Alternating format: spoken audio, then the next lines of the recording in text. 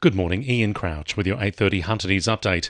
Fears are growing for the welfare of an experienced camper reported missing in the Olney State Forest west of Morisset.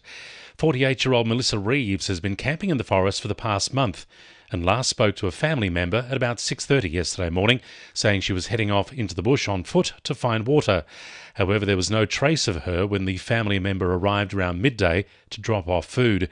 SCS volunteers are joining local police this morning in a coordinated ground search. 3 teenage boys had to be rescued yesterday morning after their boat capsized on Lake Macquarie. Marine rescue volunteers were called to the southern side of Wangi just after 10:30 after a tinny overturned, leaving the trio in the water.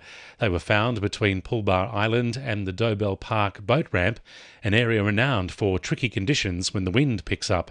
The boys were saved after being in the water for about 30 minutes. Marine Rescue says the fact they were all wearing life jackets was crucial to the success of the rescue mission.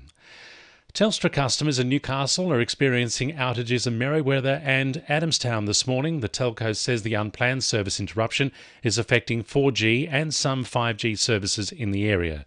Technicians are investigating the cause of the network issue, but it's not known at this stage when services will be restored.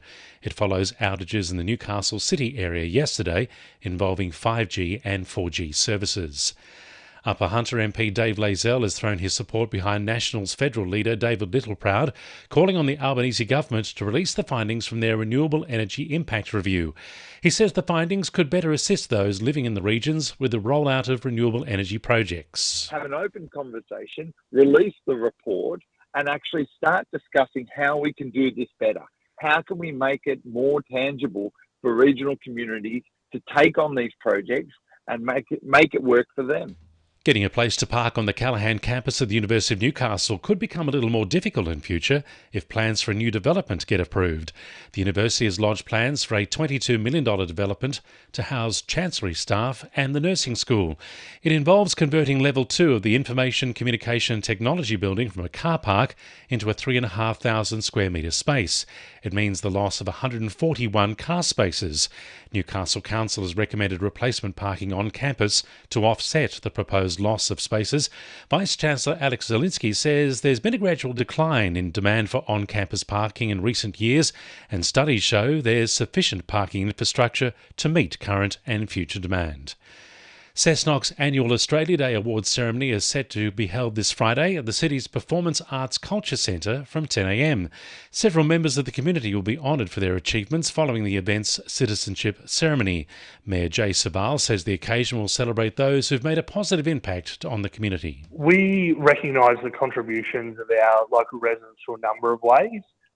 So whether it's Citizen of the Year, Senior Citizen, Young Citizen, we have an award, Marie Callaghan Young Female Achiever, through sports awards, heritage awards, environment and other community awards.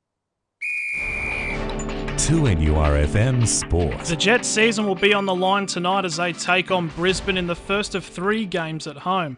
Jets winger Reno Piscopo says last Friday's 4-0 loss to Sydney is in the rearview mirror. This week was such a short turnaround that we can't dwell on it, and we have to move forward, and there's still plenty of games to go, and we just have to get as many wins as possible.